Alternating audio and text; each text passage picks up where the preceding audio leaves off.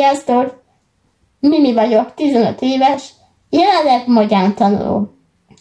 Viszonylag hozzá vagyok szokva a szerepléshez, mivel egészen kiskorom óta színjátszó szakkörrel járok, ezért voltam már párszor fellépni.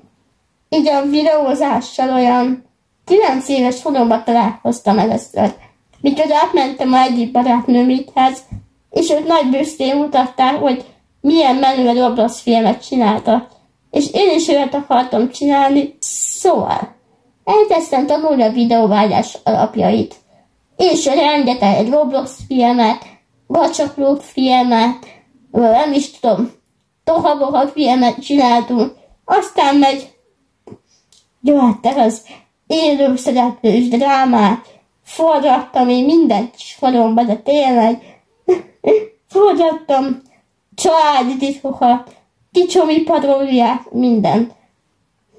Ezért is jelentkezett erre a versenyre, mert miért ne?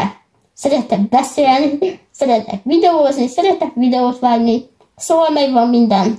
És a nyereményt is meg akarom nyerni, már el is terveztem, hogy veszek magamnak új szuper kerekesszéket belőle.